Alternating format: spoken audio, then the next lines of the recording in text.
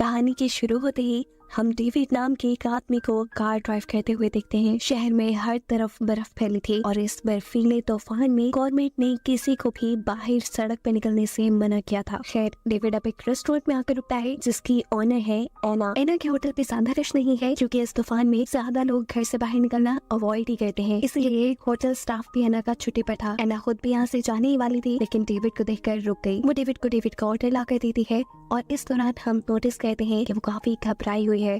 उसे बाहर बाहर किसी की कॉल्स आ रही है। एकदम से उसकी नजर खिड़की के बाहर जाती है। वहाँ एक कार रुकी थी जिसे देखकर एना और भी डर गई थी, यानी कॉल्स करने वाला अब यहाँ तक पहुँच गया था। यह आदमी होटल के अंदर आते ही एना के साथ जोर जबरदस्ती करना शुरू कर देता है क्योंकि उसे अपनी बेटी से मिलना है और एना उसकी एक्स वाइफ है। यह आदमी क्योंकि ड्रग एडिक्ट था इसलिए कोर्ट ने उसे अपनी बेटी से मिलने से मना किया हुआ था। अब इससे पहले कि यह आदमी एना को मारता या उसके साथ कोई और बदतमीजी करता, पीछे बैठा हुआ डेविड जो ये सब कुछ देख रहा था वो इस आदमी को रुक जाने को कहता है और उसकी यही हरकत एना के हस्बैंड का गुस्सा और बढ़ा देती है। गुस्से में ही वो डेविड से लड़ने के लिए डेविड तक पहुंच जाता है, लेकिन डेविड बहुत ही काम बैठा हुआ था जो उससे कहता है तुम्हारे पास दो ही ऑप्शन है, या तो आप मेरे से लड़कर जेल चले जाओ या फिर आप आराम से घर जाओ, अपनी नशा छोड़ने की तैयारी करो और फिर जज से अपनी बेटी वापस ले लो। यह आदमी डेविड की पुलिस को बुलाने वाली बात से डर गया था, इसलिए चुपचाप वो वहाँ से चला जाता है और उसका जाना एना को रिलैक्स कर गया था। ये सब डेविड की वजह से हुआ था। डेविड की समझदारी ने ये सिचुएशन इतने आराम से हैंडल कर ली थी और इसी वजह से एना डेविड से इम्प्रेस हुए बगैर नहीं रह सकी। क्या वो बैठकर डेविड से बात करती है तो उसे पता चलता है कि डेविड मैरिड है। एना का एक्स हस्बैंड अब जाते हुए डेविड की कार का मिरर भी तोड़ गया था, लेकिन डेविड उसके लिए भी खामोश रहता है। वो टेप से अपने साइड मिरर को चिपका कर अपने रास्ते पे आगे बढ़ जाता है। तूफान बहुत तेज था, बारिश हो रही थी, आगे बढ़ना वैसे ही मुश्किल लग रहा था और साथ ही डेविड के कार का फ्यूल भी खत्म हो चुका था, इसलिए रास्ते में डेविड फ्यूल डलवाने के लिए रुक जाता है और इसी दौरान यहाँ से गुजरता है एना का एक्स हस्बैंड। उसे पहले ही डेविड पे गुस्सा था, वो अपना सारा गुस्सा यहाँ डेविड पे निकालना चाहता था, लेकिन इससे पहले कि वो अपना प्लान अंजाम दे देता एक पुलिस कार इसी फ्यूल स्टेशन पे आकर रुक जाती है। डेविड जैसे ही फ्यूल भरवा कर आगे की तरफ बढ़ता है, एना का एक्स हस्बैंड भी अब उनकी कार का लगातार पीछा कर रखा था और ये चीज डेविड ने नोटिस कर ली थी। डेविड जानता था ये वही आदमी है जिससे उसने होटल में पंगा लिया है और अब नुकसान पहुंचाए बगैर तो ये जाएगा नहीं। अपने आप को बचाने के लिए वो स्पीड तेज कर लेता है। उस आदमी से काफी दूर आने के बाद डेविड रोड की साइड पे अपनी गाड़ी लगाकर ऑफ कर देता है ताकि रात के अंधेरे में उस आदमी को डेविड की गाड़ी दिखे ही न। उसका यह प्लान वर्क भी कर चुका था। वो आदमी डेविड की कार के पास से गुजर जाता है पर उसे कार नहीं नजर आती। डेविड को डर था कि वो आदमी कहीं दोबारा इसका पीछा न करने लग जाए। इसे छुपने के लिए वो यही जंगल से निकलती हुई एक छोटी सी सड़क पर चढ़ जाता है। ये सड़क बहुत ही ज्यादा स्लिपरी थी, सुनसान इलाका था, डेविड को ज्यादा कुछ नजर भी नहीं आ रहा था और इसी स्लिपरीपन की वजह से डेविड की कार का एक्सीडेंट हो जाता है। वो कार स्लिप होकर साइड पे गिर जाती है। डेविड ने काफी कोशिश की कि उसकी कार वहाँ पे सड़क पे आ जाए, लेकिन कार के टायर्स बर्फ के अंदर धंसते ही जा रहे थे। मजबूरन अब वो गाड़ी से निकलता है और अपने हाथों की मदद से टायर्स के इर्द गिर्द से बर्फ हटाने की कोशिश करता है, लेकिन ऐसे बर्फ की ठंडक ने उसके हाथ जख्मी कर दिए थे। उसे लग रहा था कि अब उसके हाथ टूट जाएंगे। मजबूरन वो अब वापस कार में बैठकर अपनी कार का हीटर ऑन करके अपने हाथों को सेकने लग जाता है। डेविड समझ चुका था कि उसका अब यहाँ से निकलना नामुमकिन है तब तक जब तक कोई हेल्प के लिए आना। उसके मोबाइल में सिग्नल भी नहीं थे कि वो पुलिस को कॉल कर सके। मदद पता नहीं कब आती क्योंकि गवर्नमेंट ने सड़कों पे लोगों को निकलने से मना किया था और ये तो वैसे ही बड़ी वीरान सड़क थी। यही सोचते हुए उसने अपनी कार की बैटरी भी ऑफ कर दी थी। वो अब यहाँ एक सिगरेट लगाता है और उसे पीते पीते ही सो जाता है। सुबह उसकी आँख किसी जानवर के गुर्राने की आवाज से खुली थी। कोई जंगली जानवर उसके आसपास था जिसके डर में डेविड अपनी कार से बाहर भी नहीं निकलता। इस टाइम उसके पास खाने पीने को कुछ भी नहीं था, इसीलिए वो अपना यूरिन भी स्टोर कर लेता है। डेविड के दिमाग में अब ये बात भी आती है कि अगर ऐसे ही गाड़ी यहाँ खड़ी रही तो बर्फ गाड़ी को पूरी तरह ढक लेगी, फिर कोई ये गाड़ी नहीं देख पाएगा और उसका यहाँ से निकलना और भी ज्यादा मुश्किल हो जाएगा। इसलिए वो अब कार से बाहर निकलता है। दूरबीन से आसपास देखने पर उसे दूर कहीं धुआं नजर आ रहा था, यानी वहाँ इंसान रहते होंगे। इसी उम्मीद में वो कार से निकल जाता है कि शायद वहाँ उसे कोई मदद मिल जाए। वहाँ जाने से पहले वो अपनी गाड़ी की डिक्की खोलता है और उसकी गाड़ी की डिक्की में हम बंधी हुई एना को देखते हैं। डेविड जिसे हम अच्छा इंसान समझ रहे थे वो एक किडनैपर था जिसने एना को किडनैप कर लिया था। वो कार से दूर जाने से पहले एना को वार्न करके चाहता है कि इस कार से निकलने की कोशिश भी न करना, लेकिन एना क्यों अपने किडनैपर की बात मानती। वो उसके चाहते ही कोशिश करना शुरू कर देती है और उसके जो हाथ और मुंह टेप से बंधे थे वो उन्हें खोलने में कामयाब भी हो जाती है। अब वो इस गाड़ी से भी बाहर निकलना चाहती थी, लेकिन कार की बैक साइड अंदर से नहीं खुल सकती थी, इसलिए वो कार के बैक स्पीकर्स को हटाते हुए कार के अंदर आने में कामयाब हो जाती है। कार के अंदर आते ही वो कार का दरवाजा खोल के बाहर भाग जाती है, लेकिन बाहर बहुत ज्यादा ठंड थी और दूर दूर तक उसे जब कोई इंसानी जगह नहीं नजर आती तो उसे बेहतर वापस कार में जाने लगता है, जहाँ एटलीस्ट वो सर्दी से तो बच सकती थी। हाथ पांव उसने अपने खुलवा लिए थे। डेविड से भी मुकाबला करने के वो अब काबिल हो चुकी थी, इसलिए है ना कार के अंदर वापस जाकर बैठ जाती है क्योंकि सर्दी बहुत ज्यादा बढ़ चुकी है। और दूसरी तरफ अब हम डेविड को देखते हैं। धुएं वाली जगह पहुंचने के चक्कर में वो कार से बहुत दूर आ चुका था और अब उसका पाँव भी एक गड्ढे में फंसकर टूट चुका था। उसकी हालत बहुत खराब थी, उसके पाँव से बहुत ज्यादा खून निकल रहा था। उसे यहाँ उठा नहीं जाता, लेकिन उसे हिम्मत करनी पड़ती है क्योंकि अगर वो कुछ देर ही ऐसे और बर्फ में पड़ा रहता तो मर जाता। डेविड अब रेंगते हुए वापस कार के पास आने का फैसला करता है, जहाँ एना अब कार में से अपने बचाव के लिए चीजें ढूंढ रही थी, लेकिन उसे यहाँ टेप और क्लोरोफॉर्म के अलावा कुछ नहीं मिलता, इसलिए वो इन दोनों चीजों को अपने पास संभाल के रख लेती है। हम देखते हैं कि डेविड भी घसीटता हुआ कार के पास आ चुका था। वो कार का दरवाजा खोलकर कार के अंदर बैठ जाता है। अपनी पैंट काट कर अपना जख्म देखने पर उसकी भी हालत खराब हो गई थी क्योंकि उसकी टांग की हड्डी इतनी बुरी तरह टूटी थी कि गोश्त को पार करते हुए वो बाहर निकल आई थी।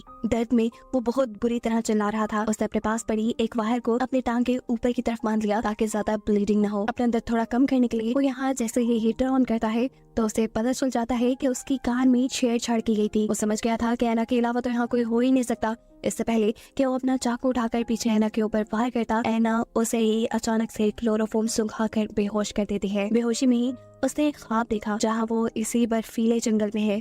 सामने उसके मरा हुआ जानवर है और उसके दोनों हाथों पे खून लगा है। ये ख्वाब देखते ही वो डर कर उठ जाता है। होश में आने पर वो देखता है कि एना ने उसके हाथ स्टीयरिंग से बांध दिए थे और उसकी गर्दन को सीट से। एना उससे सवाल करती है कि तुम मुझे यहाँ कहाँ ले आए हो और मेरा फोन कहाँ है। जवाब में डेविड बताता है कि तुम्हारा फोन मैंने फेंक दिया था और हम इस टाइम कहाँ हैं ये मुझे भी याद नहीं क्योंकि मैं रास्ता भटक गया था। एना से कहती है जो भी है अब तक मेरी मॉम ने पुलिस को कॉल कर दी होगी, पर डेविड बताता है ऐसा नहीं किया होगा क्योंकि तुम्हारा फोन फेंकने से पहले मैंने तुम्हारी मॉम को मैसेज कर दिया था कि तुम अपने एक्स हस्बैंड के साथ हो। और ये सुनकर एना बिल्कुल शॉक हो गई। एना उसका वॉलेट और फोन ले लेती है, लेकिन उसके फोन में भी सिग्नल नहीं थे। यहाँ डेविड उससे कहता है बेशक मैं तुम्हारी कैद में हूँ, लेकिन फिलहाल हम दोनों मुश्किल में हैं और हम दोनों के पास जिंदा रहने के लिए सिर्फ एक ही कार ही सोर्स है, इसलिए हमें इसका इस्तेमाल देखभाल कर करना चाहिए। एना उसकी बात मानते हुए कार का हीटर बंद कर देती है ताकि कार की बैटरी खत्म ना हो जाए। इसके बाद वो डेविड का वॉलेट चेक करती है जहाँ पे बहुत सारी फेक आईडीज थी, जिसका साफ मतलब था कि डेविड एक फ्रॉड आदमी है और कभी वो एक जगह टिक कर नहीं रहता। एना बहुत ज्यादा थकी हुई थी,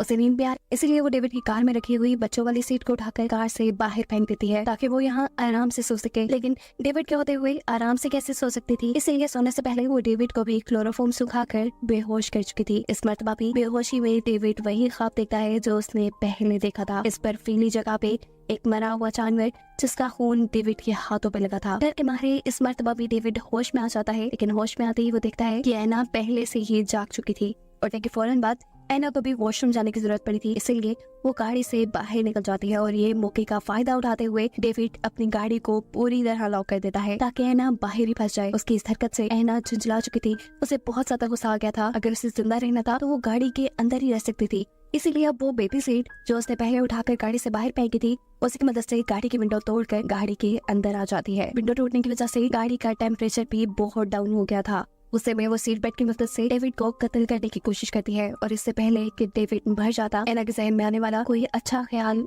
उसे ऐसा करने से रोक देता है। टूटी हुई खिड़की से लगातार आने वाली सर्दी इनको मार देती, इसलिए एना टेप से उस सारी खिड़की को बंद कर देती है। इस सब के बाद एना हम डेविड का फोन चेक करती है। उसे डेविड के फोन में काफी सारी अपनी और अपनी फैमिली की फोटोज मिली, जिससे उसे साफ पता चल गया कि डेविड ने एक एकदम से उसके होटल में आके उसे किडनैप नहीं किया था, बल्कि वो तो काफी अरसे से उसको किडनैप करने की प्लानिंग कर रहा था। परेशान है ना, अब उसकी गाड़ी चेक करती है जहाँ उसे बहुत सी लड़कियों की आईडीज मिलती हैं और इससे वो ये भी जान लेती है कि है ना वो पहली लड़की नहीं जिसे डेविड ने किडनैप किया हो, बल्कि वो पहले बहुत सी लड़कियों को किडनैप करके मार चुका है। वो एक सीरियल किलर है।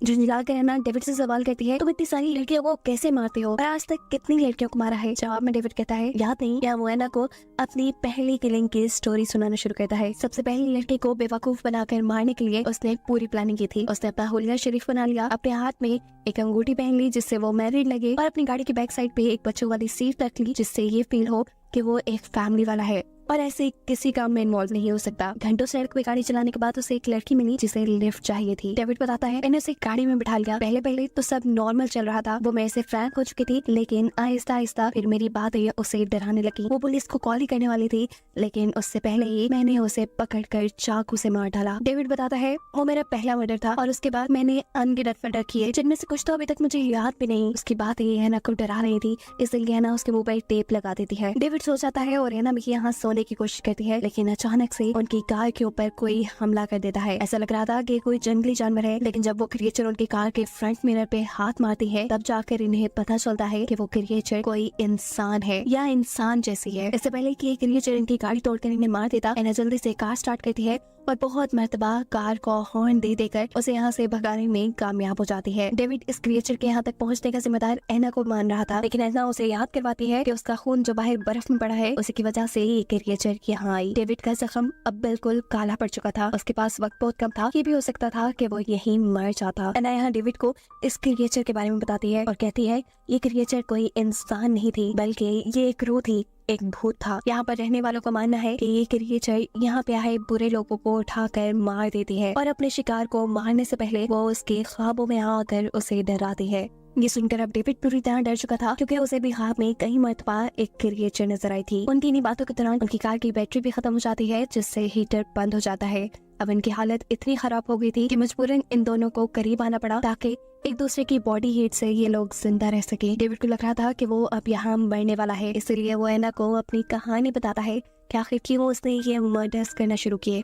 वो जब छोटा था तब उसकी मॉम उस पर बहुत जुल्म करती थी और इसी वजह से वो इतना सख्त दिल हो गया। उसने सबसे पहले अपनी मॉम को मारा था और अब इन लड़कियों को मारकर वो अपने आप को स्ट्रॉन्ग फील करता था, लेकिन असल बात ये थी कि वो लड़कियों से डरता था। हैना भी यहाँ अपनी दुखिया स्टोरी सुनाती है कि जब वो भी छोटी थी तो उसके डैड उसके साथ अच्छा सलूक नहीं करते थे। सालों तक वो ये सब बर्दाश्त करती रही और फिर एक दिन उसने अपनी मॉम को सब सच बता दिया, जिसके बाद उसके डैड को जेल हो गई। हैना को लग रहा था कि मरते हुए डेविड के दिल में रहम आ गया है, इसलिए वो हैना के साथ अच्छा बिहेव कर रहा है, लेकिन वो तो ये सब करके सिर्फ हैना को बेवकूफ बना रहा था। हैना को बातों में लगाकर वो अपने हाथ पांव छुड़वा चुका था और इससे पहले कि हैना को समझ पाती, वो हैना का गला घोटकर उसे मारने की कोशिशों में लग जाता है। अभी हैना पूरी तरह मरी नहीं थी कि अचानक कोई उनकी गाड़ी का दरवाजा खुलता है। बाहर से अंदर आने वाली वही स्पिरिट, वही क्रिएचर थी जिसकी कहानी हैना ने डेविड को सुनाई थी। साथ में वो हैना को भी ले जाने वाली थी, लेकिन हैना अपने आप को बचाने के लिए अपनी वो जैकेट ही उतार देती है जिसे उस क्रिएचर ने पकड़ा हुआ था। ऐसे क्रिएचर के हाथ सिर्फ डेविड ही लगता है। डेविड के यहाँ से ले जाने के बाद हैना जल्दी से अपनी कार को लॉक कर लेती है और वो क्रिएचर दोबारा यहाँ आकर उसे ढूंढ न ले इसलिए वो कार के ट्रंक में छुप जाती है। उसने कोई मोटे कपड़े भी नहीं पहने हुए थे, शायद ये सर्दी अब उसे मार देती, लेकिन उसकी किस्मत अच्छी थी। ये बर्फीला तूफान रुक जाता है और बर्फीले तूफान के रुकते ही बर्फ हटाने वाली गाड़ियां यहाँ आ जाती हैं, जिसके ड्राइवर की नजर इस कार पे भी पड़ जाती है। वो जैसे ही इस कार के पास आता है तो उसे यहाँ मरे हुए डेविड के ऑर्गन नजर आ रहे थे। गाड़ी को अच्छी तरह चेक करने पे उसे गाड़ी में कोई नहीं मिला, लेकिन फिर जब वो गाड़ी की डिक्की खोलता है तो वहाँ हैना थी। सर्दी की वजह से उसकी हालत काफी खराब थी, लेकिन अभी भी वो जिंदा थी, जिसे अब रेस्क्यू कर लिया जाएगा। उसकी जान बच जाएगी और यही दिखाते हुए ये कहानी यहाँ खत्म हो जाती है।